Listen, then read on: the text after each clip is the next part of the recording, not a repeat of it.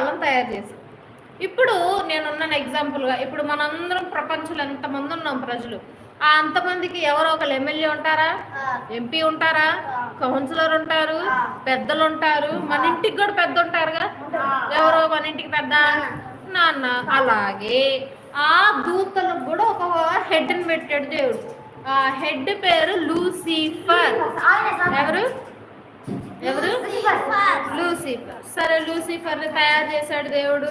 సరే అని చెప్పి లూసిఫర్ చాలా అందంగా ఉండింది. అన్ని దేవదూతల కంటే చాలా అందంగాను, తెలివిగాను, చక్కని హైటు, అందము, మళ్ళీ ఎక్కువ రాళ్ళు ఉంటాయి. ఒంటి నిండా ఎక్కువ రాళ్ళు, బంగారం అంతా దగ మెరిసిపోతా ఉంటాడు. సరే, ఇక ఏం చేశాడు ఆ లూసిఫరు? అక్కడ దేవదూత కనిపిస్తుంది, రా దేవదూత వెళ్ళి ఆ మనిషి దగ్గరికి వెళ్ళి మాట చెప్పాలి, ఈ మనిషి దగ్గరికి వెళ్ళి మాట